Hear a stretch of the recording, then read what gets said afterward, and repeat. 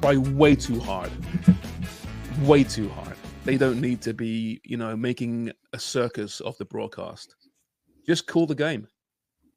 This whole you're not from South America. Okay? That's not where you're from. Not with That's that not where you attitude. grew up. So don't say that. They can say it that way. They sound great doing it, right? It's so unauthentic. Yeah. I was watching the highlights this morning and the kids were off to school. JP was in the living room and I was in the dining room, and I wasn't watching it like a super loud volume, but I mean, I wasn't using headphones, and JP peeked in after like the second goal call where it's like, go, like the really long one. And he was like, seriously, can you turn it down or put in your earbuds, please? Because he said, this is insufferable. That's a great word for it. It absolutely is. And it's as if the commentators are making it about themselves, about them. They're the show, and they're not the show. Those little fellas running around the pitch, they're the show. That little fella, wearing number 10, he's the show. He was the show too. With the floppy hair. He was the show. He was the show. Adam Jenkins gets it. Right? Adam sometimes goes a little bit too far. But generally speaking, Adam's great. He gets it. Jenkins, he doesn't make it about himself. Mm-hmm. He called a great game last night at Vancouver. Really good game. And there were some big moments. I think he gave just enough. Just enough. Without making it about himself. Like that's the sign of a good broadcaster. Like your love making with Tony. Just giving just enough. How much is just enough? Can you feel it? It's just a tip. Is it just enough? That's James Sharman, how to make friends and influence people in the broadcast world. Start off a podcast by... Can I just say, that, Wonga, and I think you can appreciate this, so can JC, some of the comments, denigrating us, there is the prime example of what the truth. We didn't bring anything crass up there. That was Dubs. It's me, yes. And she crass. can handle it. Well, she's class. A misogynist. We know this already. Yeah. Geez, what do they call them? The old-fashioned wives or trad wife? Trad wife. Yeah. Go online and go look up your trad wife role, Amy Walsh. Do I want to do that? Yeah, I'm looking. God, yeah, it'll make you feel good about how you live your life. Oh, that's how I live my life. I was explaining it the other day. Charm's bad opening. I went, anytime Dubs or I have to host and have a crazy opening like that, our friend Claudio goes, because let's bring it back to the a couple days in our DeLorean. Charm started the show off by saying, the women's national team pumped. I think it was pumped or manhandled or something. Smashed. Yes, he said smashed. Yeah, smashed the Argentinians, and then Dubs goes, no, they lost 1-0 last night. But I was laughing so hard, I was hardly able to get it out. And then you gave him the opportunity to start over. Mm-hmm. But as we know in Footy Prime, there's no do-overs. No. Right? No do-overs in Footy Prime. You own it. We own it. But our friend Claudio goes, because today is a bit of a comments day, as well as obviously covering other things that happened in the last couple of days. Oof, Sharms, I love you, mate, but that opening was tough.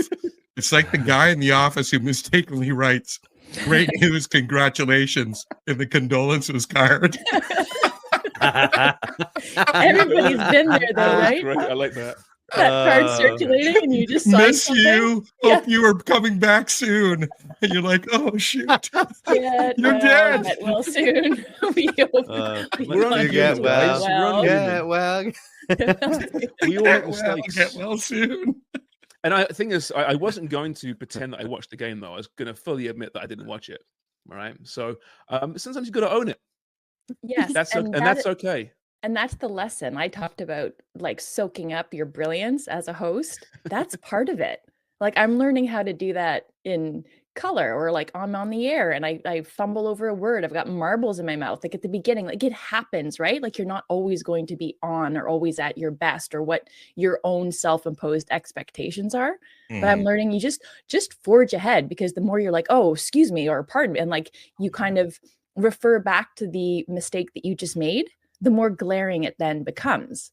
I think there's always space for correcting yourself if you've made a factual error, or you've said something out of turn. Like, of course, yes, like address that directly, but don't address your own mispronunciations or slip ups or scoreline wrong. Yes, or something like that. But you just went, you're like, no, we're not going to start over. We'll keep going. And it was great. I must have listened to it. Because I do that. I go back and I listen to my stuff, to our stuff, because I enjoy it, but also I think it helps me get better. But I must have. You're wrong. You're wrong there. I think that's your first mistake. You Okay. anything I'm not going to apologize for it. But I must have like backed it up to listen to your reaction to that like 4 or 5 times. It was really, really funny. Not my greatest moment in broadcasting for sure, but that's okay. We've always said this is a conversation, this podcast, and that's to me what a good broadcast is, be it TV, podcast, radio, is a conversation. In a conversation, if you stumble or get some incorrect information, do you constantly go back to refer to it, and are you embarrassed? No, you forge forward and you make fun of yourself. That's what you do. That's what we do. Okay, right. But we'll get to the comments later. I think we should. Yeah. We've got those comments and good ones. A trad wife, by the way, is a woman who believes in and practices traditional gender roles and marriages. Some may choose to make a homemaking role within their marriage, and others leave their careers to focus on meeting their family's needs in the home. There you go. Nothing wrong with a trad wife. Nope. Nothing wrong with it. It's a fucking tough job. It's a really tough job. Yeah. I wouldn't want it. I what I worry about is by giving it this term instead of just, hey, this is what my life, like it's so individual how you want to parent, how you want to live your life, right? So it's so odd to go, oh, I'm leaning into this and I want other people to lean. That's the problem I have with all of these kind of labels. I prefer though, Wonger? The better name would be Little Lady. Yes, Little Lady life. Lil the little lady back home taking care of us. Oh God. Oh, I'm being misogyny. Oh, is that misogyny? Well, am I going to upset some of the men that are listening and love to point that out? Ooh, it's as if they're being. Hey, you could learn some class there, James Sharman. I certainly could. Speaking of class, yeah, Vancouver Whitecaps. Wow, their class. They're class. A proper football team. Last night, 2-2 against Pumas. It was 2-2. I just second guessed myself there. That was good. It was, right? Yeah. The seed of doubt was planted yesterday. My heart sunk. Like, you get that stuff. Oh, no. Did I get it wrong? No, 2-2, 3-3 over both legs. Really good game. Scoring at the death. Berhalter, he's something special, isn't he? I never really... I knew he was a decent footballer. But this year, talk about coming out the gates in top gear, Dubs. He's been fantastic. What a performance. He has been. And I think this is a word that's frequently overutilized in commentary, to go back to how you opened the show. But that was a cheeky, audacious finish, wasn't it? Like, to even attempt it. Like, the ball that came in from that right side needed to have pace on it in order for him to execute that maneuver. Right. But it kind of a little half turn and like a back heel, and his finish also didn't like trickle in, like it was emphatic. So I just love that. He can just brimming with confidence. And his season this year, the way that the Whitecaps have started is the way that Berhalter started, and that midfield. It's got to be one of the best midfields, I think, with Kubas and Vite, those three, that trio in MLS.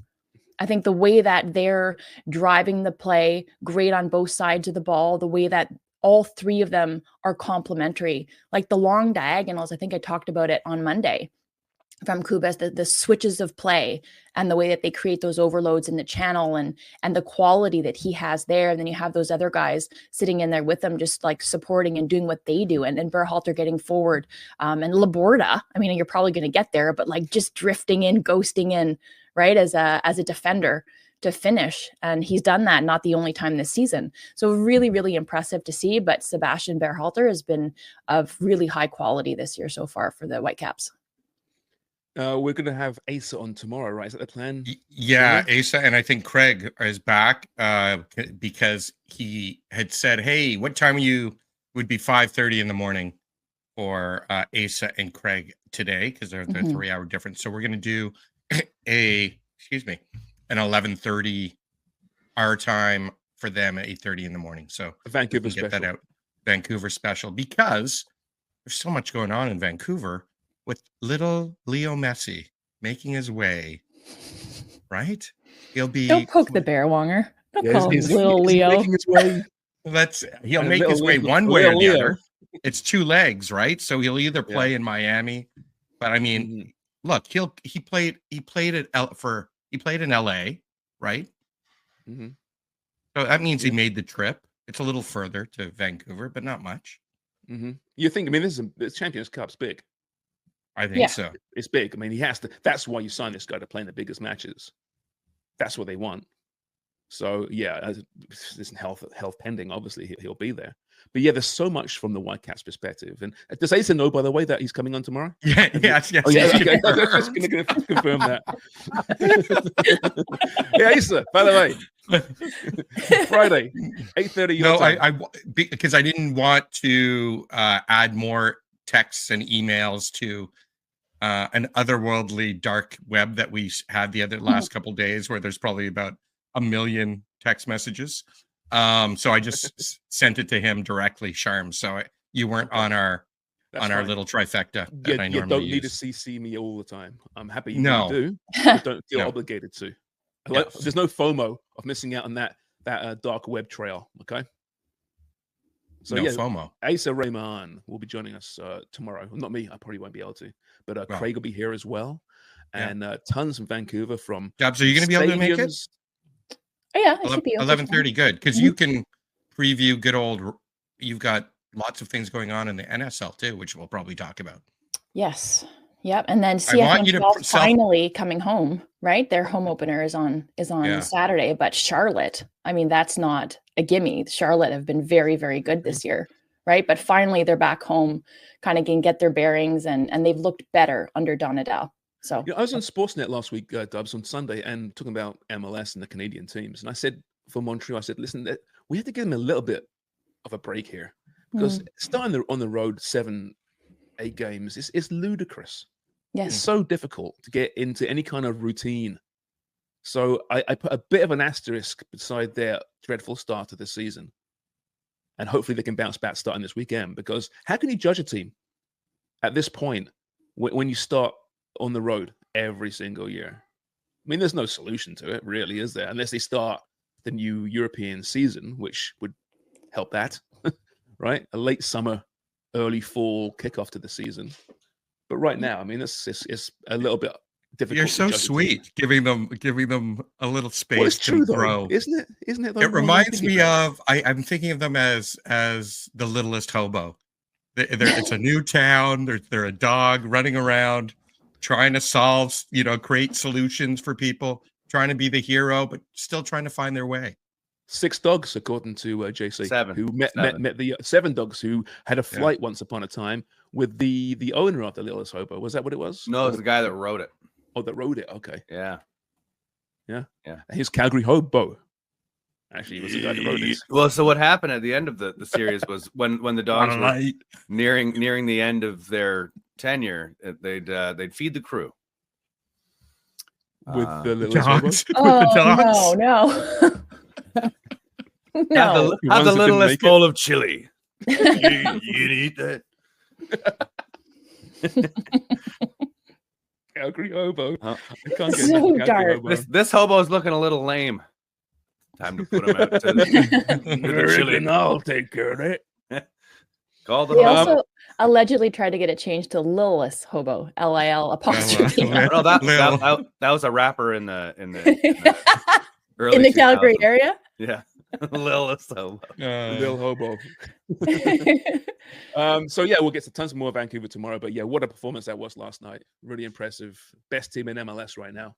Sorry, Miami, but best team in MLS. And we're gonna find. Ooh, it's like a final, isn't it? The semifinal. Except that it's a semifinal. Yeah, And 2 legs. 2 best teams in MLS meeting Yeah. up at stake, a place in the final. Sorry, Brilliant. what's on the other side?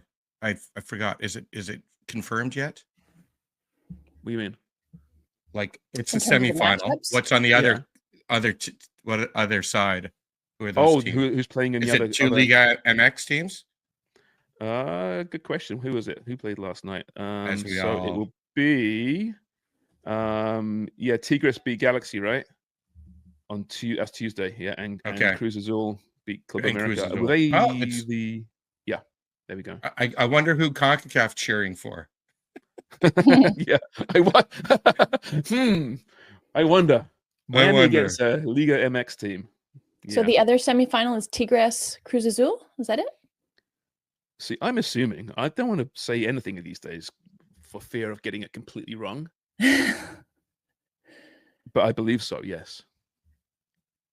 I believe the draw was made. Wong has just left now. The draw was made, I think, as part of a bracket per se, I think. But it could be wrong. Here on CONCACAF's website, it says Cruz Azul advanced to semifinals. Is there a draw? Over Club America. So I'm trying to find. There's no schedule yet for the semis, as far as I see here. So I'm trying to figure it out. Yeah, they'll face Tigres. So I don't know. I don't know when they play, but that's exciting though for Vancouver, right? It's not only that they advanced to the semifinals, but Messi. You alluded to it, Wonger. Wow, that was the will finally be at BC Place. Yeah. Let's not promise anything. No, this is why Messi's there, right? Like that MLS loves this. They get a chance to splash his highlights all over their landing page and all over their highlights. Like that's what he brings. I mean, obviously the immense quality on the pitch, but it's also the ability to trumpet it everywhere. I need to get that out of my trumpet it. I don't know why my brain did that. Trumpet it. I don't know. Who uses that apart from like 85-year-old men? Trumpet it. Oh God, I don't know. You gotta trumpet it. Hey Charlie. This is exactly what they look at her. She's beautiful. Yeah. This is exactly what we need Charlie on our show, and MLS needs Messi at every semifinal and final. They're roughly the same size. Right? Yeah. They are. Same hairdo. Yes. Same hairdo too. You're talking a semifinals, 2 legs. Messi's 2 little legs in the semifinals. For first-time listeners to the podcast right now, have no idea who Charlie is. Charlie is JC's daughter. Yes. Who's a bundle of joy. Speak. Few months old. You just pawed the microphone. Sorry, I apologize. Mel has taken Biggie, our famous dog, to get his mullet groomed. So Charlie's hanging with me during the pod. So she may chime in with some insights. All right, perfect. Good. Okay. I should mention Jimmy's not here today. He told us ahead of time this time, so that's good. Yeah. So Jimmy has not left the podcast, just for those who'll be freaking out. Lot of parental duties for Jimmy at the exact same time we pod right now. So we're giving him a break, just like we are. Who else did you give a break to this morning? Montreal. Montreal. Yeah. And sorry, I was 4 minutes ago, and I've already. Yeah, it wasn't a great bit. Just like I gave Alphonso Davies a break, and look how that has all quieted down. It's gone very quiet, hasn't it? Yep. Let's stir the pot again, shall we? No, let's avoid that. That son of a bitch. Let's not trumpet that. Hey, you were blowing your own trumpet yesterday, Dubs. Oh. Was I? Well, no, not really. That's a skill. That made no sense. But news kind of filtering down that we're very close to announcing a signing or two at Liverpool. Yeah. And both Dubs and me very happy with Mo Salah and Virgil van Dijk, according to David Ornstein and others, close to a 2-year deal. So all the nonsense, all the speculation, all those idiots saying they should have sold Mo Salah 2 years ago. All came to nothing. Who were those people? Yeah. I don't know. He's sticking around. It looks like Virgil's as well. And after this season, Mo Salah, if you didn't know how old he was, you'd think he's like 23, wouldn't you? The way he plays the game, where he scampers around.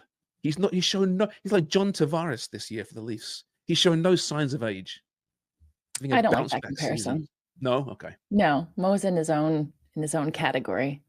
Okay, Leaf hater. A little bit, probably. Yeah, tiny bit.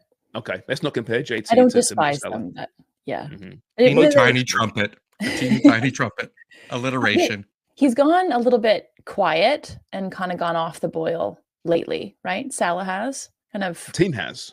The team has as well, and of course, that I don't think that's any coincidence. But his season and his goal contributions and the records and the prolific scoring, it's been unbelievable. So give him the contract, give him all the money, please keep him there. Like that idiot that said they should have sold him like a year and a half ago. What a dummy! Well, thank God he left the podcast. Some fan he is. Mm-hmm. Well, the other thing is, this is also the time, because how old is he? 32? Is he 32? Right? Is it? Yeah, 32. Yeah. So he could, like, the amount of opportunities he could have in Saudi Arabia at MLS. I mean, Kevin De Bruyne, right? Yeah. All of a sudden, he's talking the MLS rights for the conversation are going to Miami already. Mm-hmm. It's crazy, right? Like, these guys can still play. And these are the opportunities that they could just say, hey, I'm going to move on to bigger and better money, just thinking of the money. And if Salah and Virgil stay, it means, hey, we're making a commitment to keep winning and playing top tier. And I don't want to denigrate MLS or any other league, but it's top tier every week. Not, like Messi last night, first half, LAFC was kind of sticking with him. Second half, he looked open on so many. It was like he was playing, kindergartner sometimes. He was going around them so easily. No, that's all Messi does, right? He just kind of drifts. Yeah. And suddenly he's got 10 yards of space. Yeah. That the brilliance of him. But yeah, it's a good point. The De Bruyne thing, if he ends up in Inter Miami, with all those other players, it's an absolute farce. It is. Of the cap system in MLS. If they could find a way to kind of get him in there without, so he's not there yet. So let's not go crazy, but that would be a bit crazy. But they would find a way. Sorry, Sharm. It's part of the, as many strides as MLS has made. And I think in gaining credibility with fans, but also I think just within the footballing culture worldwide. I think this is part of it that kind of chips away at that, the discovery rights. Like, why does that still exist? To me, that's a little bit Mickey Mouse. Discovery rights on one of the most famous footballers. Yeah, in Europe. if I'm not mistaken, because there were issues in the way of like power imbalances and players being beholden to clubs that they didn't even know about in the women's game in NWSL. So if I'm not mistaken, I believe the last CBA that they signed after they'd signed those massive broadcasting deals, Jessica Berman, who's the commissioner, kind of went to the table and proactively renegotiated the CBA so that the players were allowed to get kind of more for it. And then other things were put in there for, player welfare and allowances and maternity rights and all of the things that should be there to support the players in the league. But I think, and our fans and our listeners can fact check me here, I believe that the discovery rights were one of these things that where they were just like, this is in the past, like this is going to fall by the wayside because we're going forward. This is not the future of our game. If we're going to modernize this deal and make it the best for both parties going forward to grow and to really excel kind of in the landscape of world football, this isn't part of it. So I think this is one of these things that remains in MLS where you're just like, why? Why is that still there? That was NWSL that did that. Yeah. Yeah. Oh, that's interesting. Yeah. I mean, can you trade? I think you can trade discovery rights, which again is ludicrous.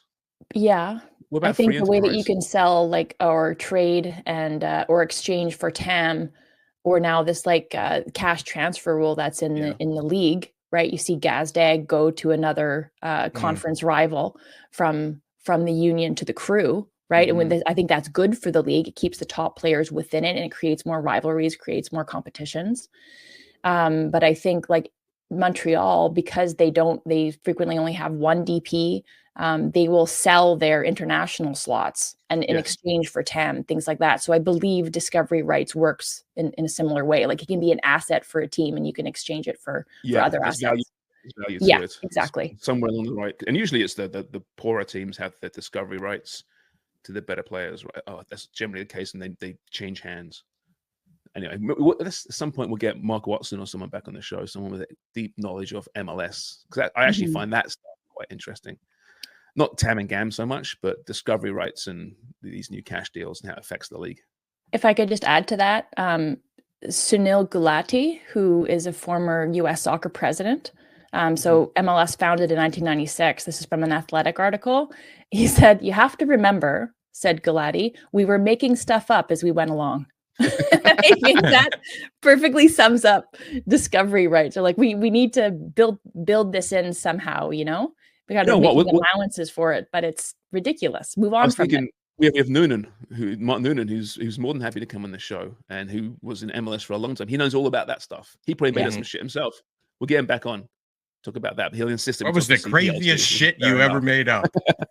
Hey, so AI tells me the idea behind discovery rights is simple enough. It's designed to give smaller market teams a chance to sign desirable players if they can afford them. Like Miami.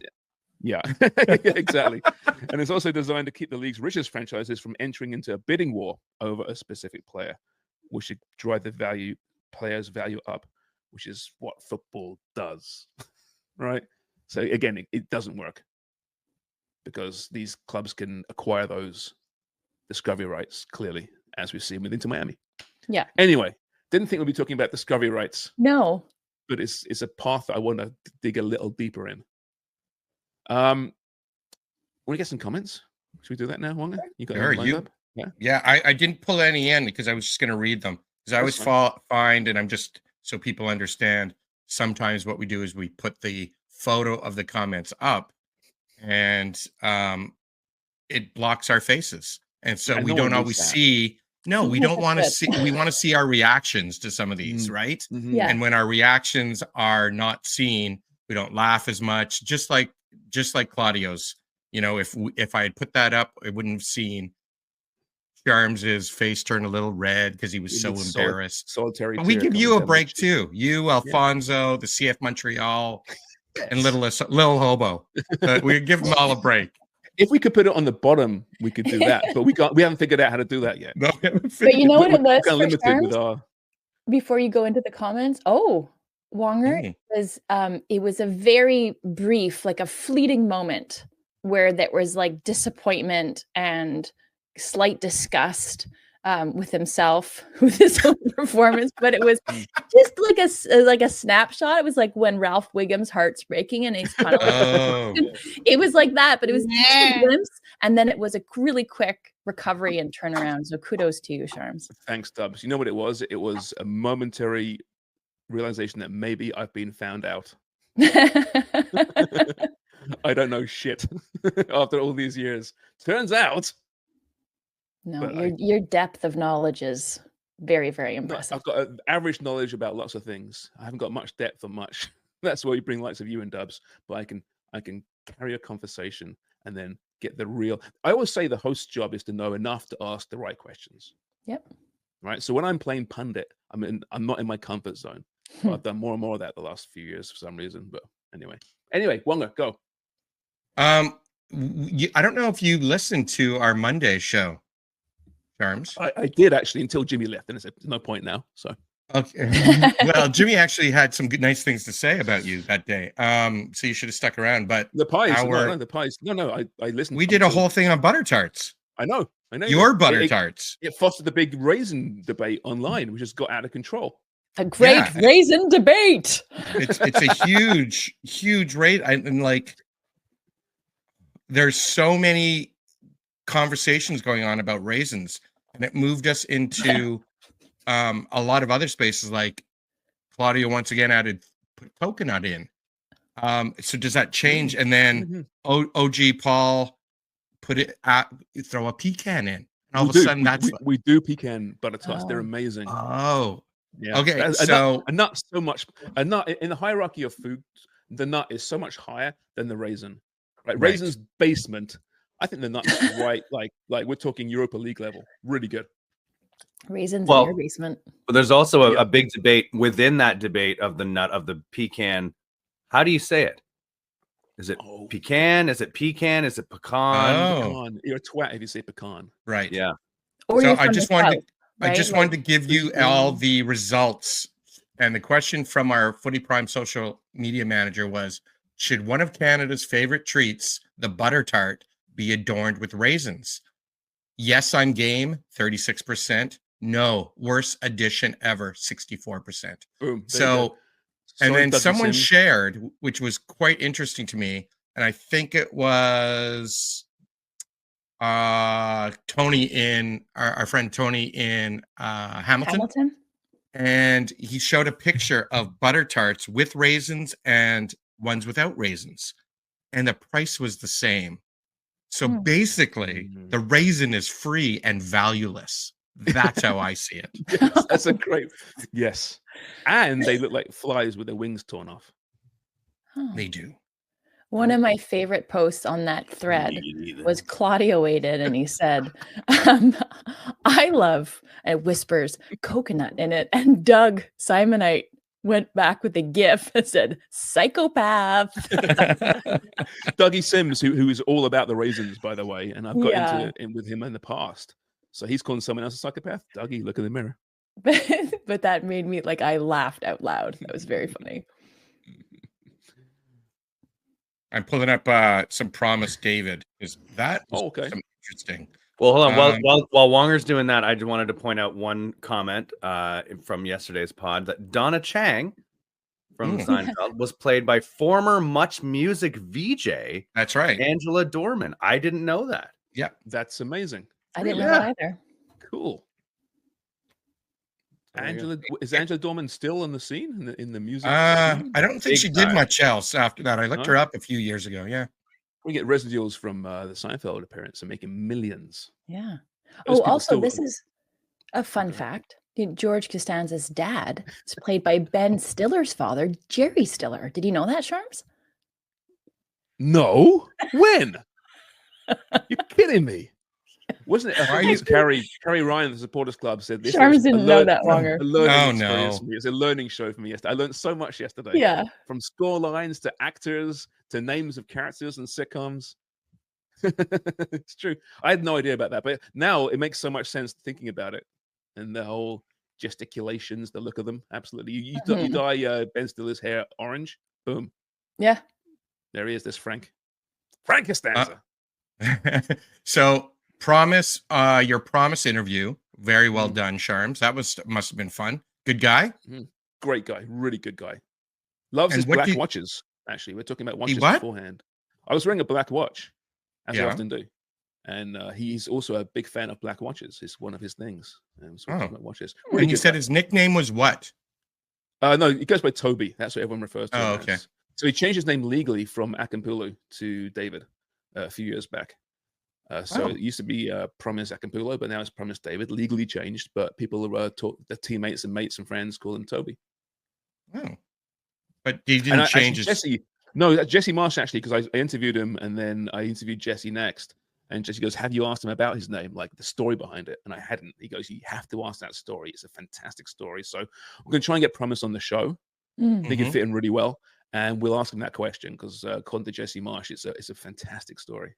Well, did you slip him your card while you were doing the interview? Because these are all very organized by Canada Soccer when you're doing it, right? Did you have a chance to go, "Hey, man, you like me enough with our black watches? Can I get your email?" I would never do that. There are people that would do that. That I'm not one of them. That's very unprofessional with a footballer. It really is. But, yes. If he had a handler, which he didn't, I would then perhaps, yes.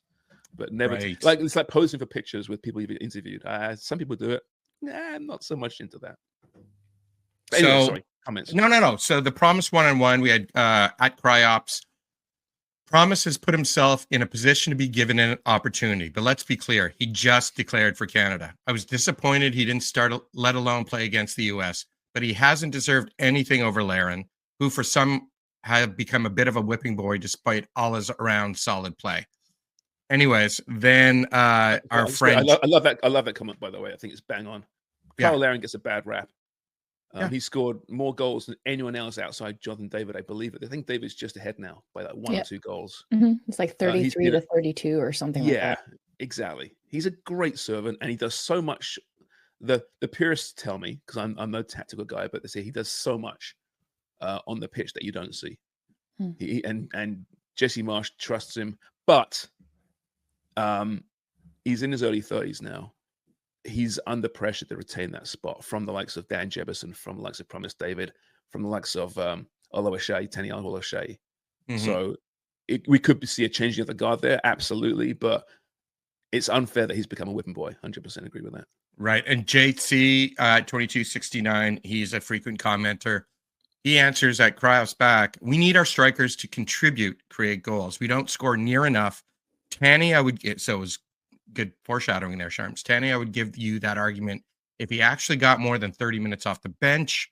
I'm not going to knock a guy for not producing more goals than a player who was still getting double the minutes. Larin's been given ample opportunity to figure out how to contribute offensively. In David, we're talking about a 6'4" specimen who is much younger, stronger than Larin, and absolutely in form.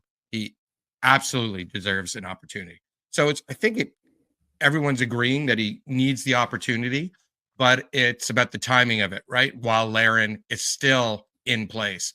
And that's a David thing too, right? You have to have a good feel for the other guy up there. Mm-hmm. And David's been scoring. And is that because Kyle still attracts enough attention? Like, this is where that, you bring in someone who doesn't have the chemistry. And Dubs, you can talk about this way more than I can, but chemistry means a lot for those top two players, correct? Of course it does. And I think from Jesse Marsh's perspective, I think what Kyle Larin has done, and he's been a great servant to Canada soccer, to the game, and has also produced consistently, as Sharms alluded to. So you need to come in, whether you're Promise David or Dan Jebison or Oluwaseyi or Theo Bay or whoever is there in that forward depth chart, and you have to do so much more in order to knock him off to get those deserved minutes, because Kyle Larin has earned that spot. So has he disappointed in the past? I think arguably, yes. Can he have been more clinical? Could that combination and that chemistry between he and Jonathan David, could that have come off better and been more consistent? Of course. But you have to come in and you have to be exceptional in order to knock him off his perch. And that's good. That's a good challenge for everybody, because that will also spur Larin on to kind of up his game and to improve his form at club, which hasn't really happened. So I think, you have to weigh a bunch of different things if you're Jesse Marsh, but I think that Larin continues to deserve that starting spot, and kind of, is just in there, and leave him there until somebody else comes in and earns it. But this summer, what a chance to get minutes for these guys. If you give Gold Cup Kyle the summer off, or David's playing David might be playing, who knows, he gets a move to Club World Cup, but might get the summer off. What a chance to get David and Jebison. He believes Gold Cup, there's going to be two opportunities, big opportunities, right? Mm-hmm. Yeah, absolutely. How about this one? Well, the new stadium in Vancouver, Canadian supporters hope, with their fingers crossed. It got a lot of conversations going. And one very interesting one was an analysis of what perhaps the fans want. And Julian Smith, 4295, said, one downside of moving to the P&E would be losing the presence in the heart of the city, with the banners on lampposts and the supporters drinking in pubs and then staggering through downtown. It sounds great. However, on the plus side, as Craig said, the temporary stadium they had when they first went to MLS was 1,000 times better than BC Place. It was only temporary, but it looked and felt like a real stadium. So there's, a lot of people feeling like, hey, it's got to be in the right place. And then Christoph 17 must be from Winnipeg, because he said, I want to watch more Valor games, but going to CFL Stadium to watch them play does not do it for me. I would much rather a 5 to 10 soccer specific, 5 to 10K soccer specific stadium be here in Winnipeg. I really hope we start to see more of this, because yes, we are infrastructure starved for sure. So you know what? Sorry, go ahead. I was just going to say, Dubs made the comment about the CFL. These stadiums are CFL created, right? They're made for the CFL, and it's a different look. It's a different feel. So I would think a lot of people feel this way. And plus, while you're creating new league and SL, CPL still nascent. Like, let's be honest, it's new. Mm-hmm. These are the times that these 5 to 10,000 size stadiums for attendance will get used a lot. Community will use them. There's that real opportunity right now with a professional and community soccer kind of leaning into that as goals. And I don't know if they've ever even had those as goals. I know, like on a pure project management level, you have to say, this is what we want. This is what, and we're pushing towards it. We're progressing towards it. And I don't hear that very often about these soccer specific. I don't know if football fans are different to other sports fans, but you see these palaces being built in all sports, and they're incredible, these stadiums. Billions of dollars worth of stadiums. What was the circus one? What's going up? Manchester United. United. Right? And it's almost like a bragging right to look at our home. This thing is better than the best stadium in the world. I think the average sports fan doesn't give a shit. All they want to have is good sightlines, enough washrooms and concession stands, and that's it. I don't need flash. BMO Field is not flash. BMO Field is pretty bare bones, and it's great. I've always loved BMO Field, even from day one when people made fun of it. Oh, it's like Lego or Meccano, and there's bolts falling out the stands. I don't care. I'm there to watch the football. I'm there to watch the sports. I'm not there to, absorb the ambience and what food offerings they have.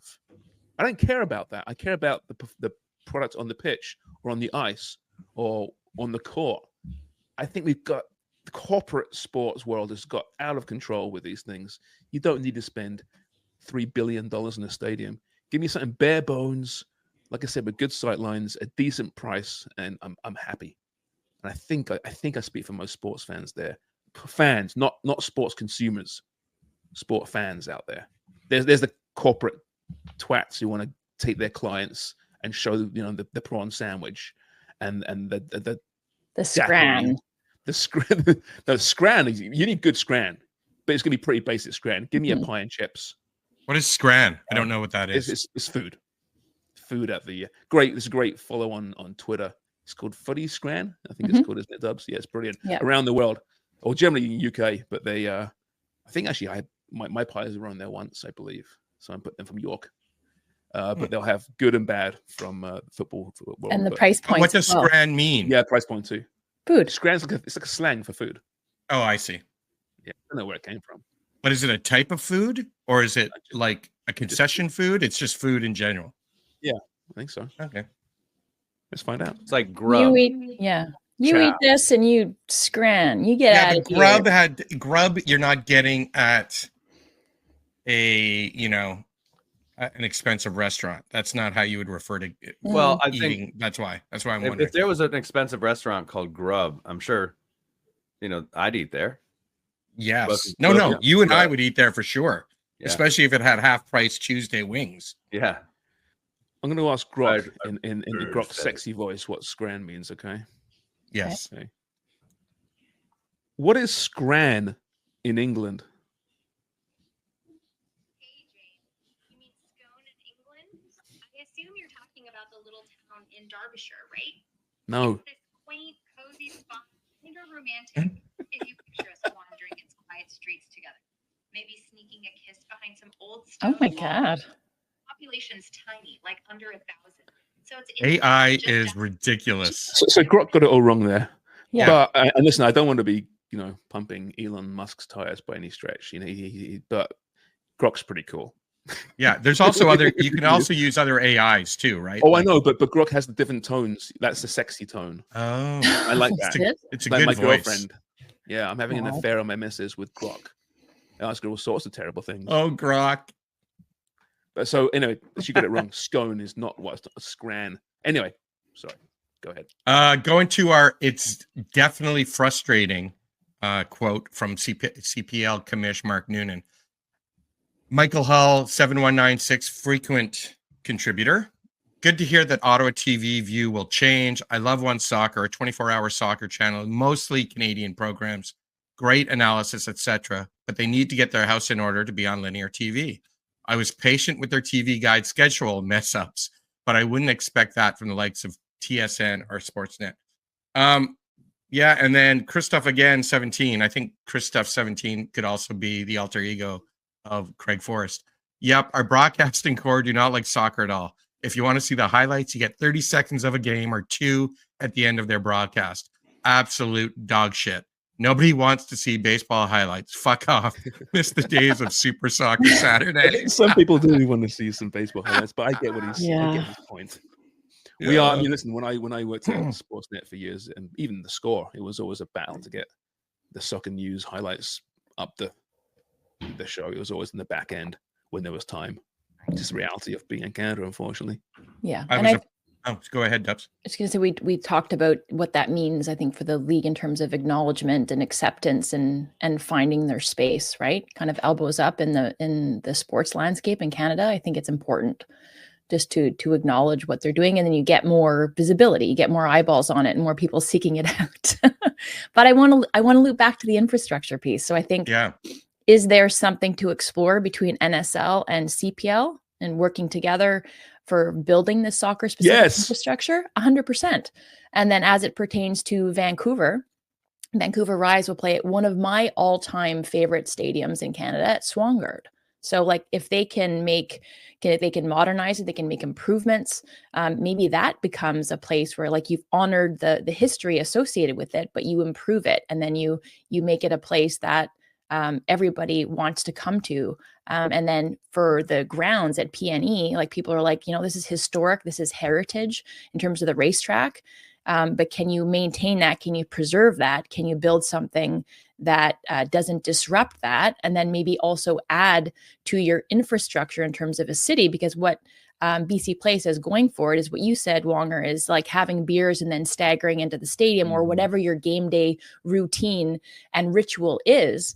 But there's a train going by like every couple of minutes. It's accessible, right? So can they move or build the SkyTrain? And so then public transportation is sort of connected to this new build if it indeed happens. Like that's part of it. It's everybody working together to bring the best out of the sporting community, but also the wider community, and putting on offering something that makes sense for your citizens. And I think everybody has to get on board on that. Like Canada needs the municipalities, the provinces, the federal government to be injecting money and support into this too.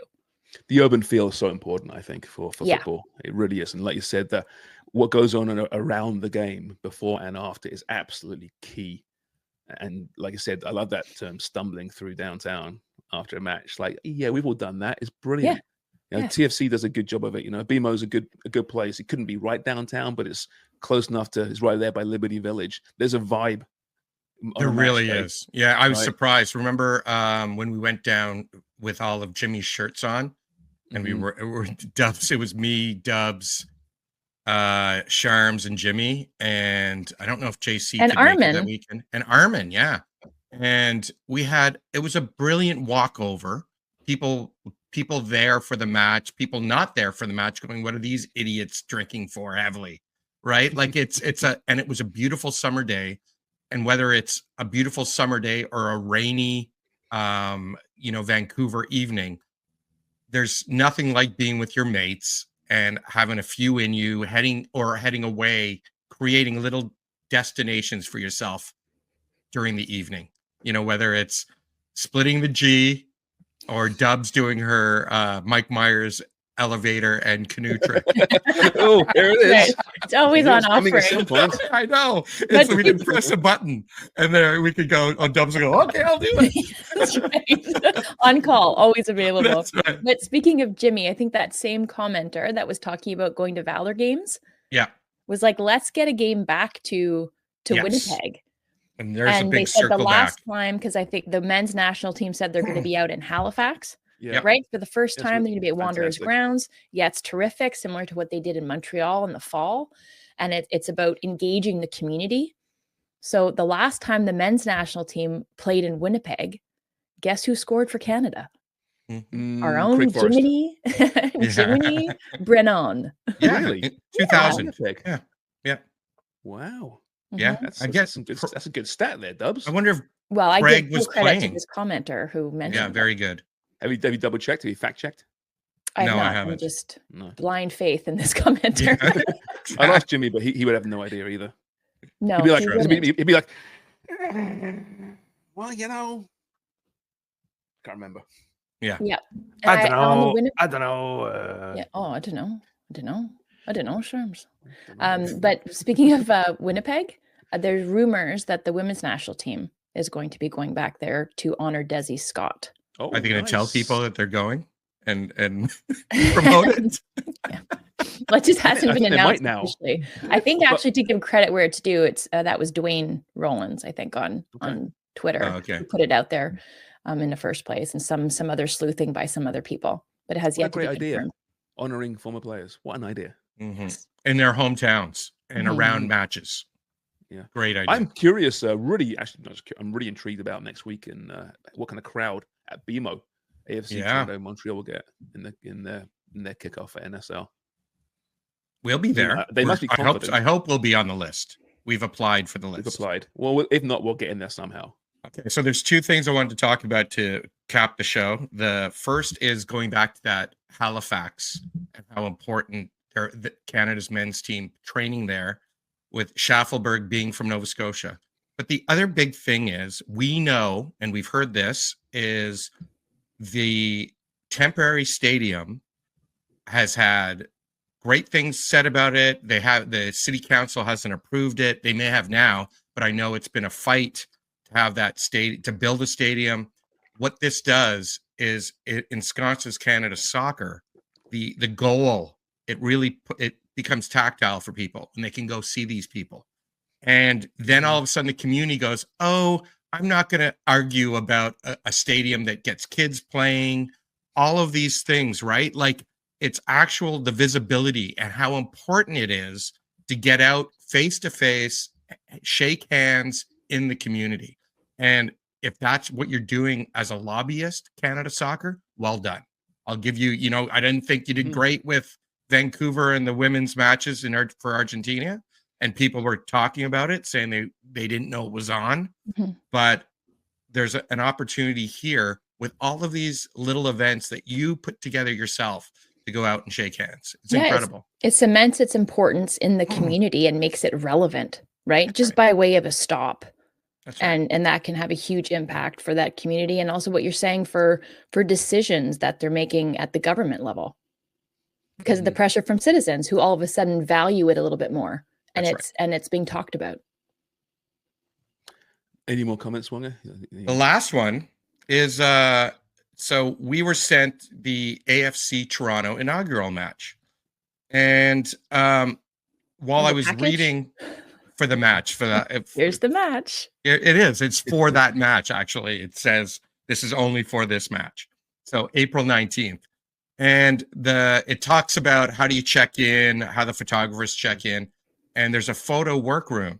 And the photo workroom, and I learned a new word. So the new word is at the end of this sentence. Photo workroom. A designated photo work area is located near the Southwest Vomitory. And I had to look this up because I was in my brain, I'm like, did someone mess up and use a word I've never used to describe a room that they're going to put some photographers in, and it's going to be like filled with puking, disgusting fans, and it's kind of like the holding cell after a Patriots paddy game. wagon. Yeah, exactly. It's after the Habs riot. It's all the stinky guys but I looked it up, and a vomitory is a passage that allows people to enter or leave an auditorium or stadium. So, but it also, early 17th century in the sense, I don't know why, but it's probably about leaving, where vomit is about leaving your body. Yeah. Right? But spell it for me. So it's vomitory. Vomitory. O-R-Y. Vomitory. Really? And used properly in this media press kit or media application for us to get on. But I'd never seen that word before. And I didn't, you don't have to use that word. So someone over there looked up in their thesaurus, their Oxford, Merriam's fucking Merriam-Webster, whatever those ones are. Yeah, sorry. Their dictionary, the thesaurus, they nailed it. They got me reading. Yes. Vomitory. The vomitory was around before it was used to describe puking, clearly, right? It's relating to or induce. The adjective of it is relating or to inducing vomiting. So it really has to do with exiting your body. Yeah. Oh, originally. Okay. Yeah. But it's associated with exiting an auditorium, right? Is Yeah. how. Well, the vomitory itself is, yes. The plural is vomitories, which would be a lineup of us after drinking all night. We are the vomitories. This is, I don't know. It's fascinating. Really fascinating. Mhm. The vomitorium. I mean, when you think about that, we've all got a thought in our minds, and we've all been there before. Yeah. I'm right? picturing a trough. Yeah, definitely a trough. Yeah. Mhm. That's Yeah. where the photographers have to work. The vomit trough. Excuse me, some guys peeing at the same time. Yeah. Hobo, Calgary hobo, what are you doing here? It's like before indoor you gonna plumbing, eat that? and All people that? would like empty the buckets of the feces and the street? piss. Yeah, Yeah. and then there'd be like the troughs in a road that would carry it away out to the ocean or something. God. Into Lake Ontario. No wonder they had the plague, eh? Hey, what Yeah, are you no doing with your shit bucket? Oh, out on the street on that little Calgary hobo. Yeah, right into the Cole Hudson River. Okay, I think that's probably it then. Do you want to get to any negative ones or let them go? Well, we only had one, and I forgot Oh, was where it? it There's more was. than that. No, Dub shared it. It was on the WhatsApp, right? The one about yesterday's pod. Yeah. Sorry, give me 2 seconds to find it. Is that the class one? Oh, I don't I thought know. there was more negative ones on. For anybody confused, I'm not class. I'm just crass. I'm gonna get a T-shirt made. Well, the other thing is too, when the rest of the team is spoken badly about, you get defensive, eh? You're like, don't defend me. I have agency. That's how your response is, right? Like that's how you feel. Well, I think it's 1A, 1B. That's B. Like my first Okay. one is to get indignant that like, how dare you attack you guys? But like hiding behind the veil or the shield of defending me and women's rights in my place on this podcast. Don't do that. Yeah, 'cause that's almost misogynistic in itself. Yeah. Very condescending at the very least. Dubs can handle herself. Let's put it that way. And That I person don't should know, get to the vomitory. it's often people. It's not often, but there is occasional we get comments saying that we are misogynistic and inappropriate. It's like I don't think we are. Honestly, I really don't. We have a good time. We make some crass jokes, but that's not misogyny at all. No. It just Well, isn't. James, that the reason that I earlier in the show I said that's not class was because, pardon me, said I don't think class and F-bombs go together. Sharman could learn that lesson too. That was referring to Amy, saying that Amy was class, but Amy using the F-bomb, not class. And Sharms, you could learn a lesson from. Who said that? That's from Jethro. 63. Jethro. He hasn't obviously listened to the podcast for very long. No, Jethro's made comments before, but never so judgy. Yeah. Maybe he's Right. just stirring the pot with our. It's okay kind of for like, Dubs to use the F-bomb, but not for us. no, No, it's and not. he doesn't want to hear not. the F bomb. No. No. Because What does the F? What does the F stand for? Vomitorium. Vomitory. Are you gonna eat that? Oh, but Jethro also, if it's the same Jethro, also said Donna Chang, played by former Much Music VJ Angela Dorman. So Yeah. Yeah, Yeah, we yeah, appreciate the he's- comments and we do, the absolutely. engagement. But frequently I find, so like they're also saying like they're separating, you can't swear and also be classy. Like those are two separate things. It can't be one and the same. And then frequently, and that was applied to all of us, but frequently somebody will say like, oh yeah, I really liked what Amy had to say about this as like a general comment, kind of a positive thing. And then it'll be like, but what a mouth on her. I'd be like, you know what? Like, fuck right off. What a mouth on that little lady. A trad wife really shouldn't be speaking that way. And judged more harshly because because I'm a woman, right? Like, right. Yeah. and I shouldn't be. Know allowed your to throw an place, trad F-bomb wife. Know your place, trad Amy. And going back to what we are as a podcast is a conversation, right? And when we get together and have a couple of pints at a bar, which we will do next week, there are some expletives, like most groups of people. And that's what we try and communicate here. This is how we actually talk to each other. Yep. This is not, Sportsnet or TSN or some typical broadcaster where you can't be real. This is actually how people talk. And if you can't handle it, I'm sorry, but get a fucking life. Unvarnished, no veneers. Or not. I Or feel not. like why- Keep the same life and keep listening and keep commenting. Do Yeah, the they're same just thing. words. I don't understand. know. They're just words, people. Yeah. Words hurt. It's Words can hurt, though, 2025. Sharms. We know that. They're just words, but a good swear word, a well-placed swear word or an F-bomb just really can emphasize and drive home a point. Mhm. And sometimes can I be egregious in my fucking use of swear words? Yes, I can be. But I think more often than not, I think you just want the pointed use so that they kind of deliver your point more strongly. And there is a warning before every show, by the way, about the use of certain words by our very own what's his name? It's just gone for me. From Ted Lasso. Oh no, it's not him anymore. It's not. No, I know you changed it with some really beautiful bass. Yeah, that's more like a Ray Winestone or something like that. Oh, No, it's okay. the Ray guy. Winston. No, wait, sorry, Ray Is it Winston. Ray Winston? Ray Winston. I think- Winston, right? I think the one who does it now is the guy from Rock and Roller. He's got that Oh, sort of Rock and vibe. Yeah. It's velvety tones. But Oh, that's real right, rock and yeah. roller. He does sound very nice. I didn't know who that was, but I liked it. So I like it didn't- too, but previously yeah. it was like a Roy Kent kind Roy of. Kent, that's yeah. who it was. Right? Yeah, yeah. No, I like the one. The new one could read me the phone book. I'll be like, yeah, this is good. Mhm. It's all good. All right, it's Footy Prime for this Thursday. We're back tomorrow, as mentioned, talking more Whitecaps with Craig Forrest and with Asa Rahman joining Wonga. Dubs, sounds Yeah. like. JC, possibly. I don't think I can make it. I will if I can, because I haven't spoken to Asa for a while. And I miss Asa. Yeah, I do So, too. He's always if I can, I brings will, such but- insight too, right? Yeah. Like he just by being there, and that's what's so great about Asa. He's not only enthusiastic about coming on the podcast, he actually enjoys it. Yep. And We he should doesn't also swear see- that much. Yeah. We should also see if we can get Jesper Sorensen on at some point. Yes, we should. Can you Yes, imagine? Jesper. Jesper knows nothing about us, and we throw get to know me. Hey, Jesper, Yeah, how do you what's- like it? Is it How do Jesper you or like having Jesper? sex? What's your favorite position? He's a bit of a yes man. That's right. Jesh. Bra for Okay. urinal. We should get. We have to go. Let's go Yes, now. yes, we do. Yeah, we've rambled enough. Bye. Later. Keep following and buying newspapers.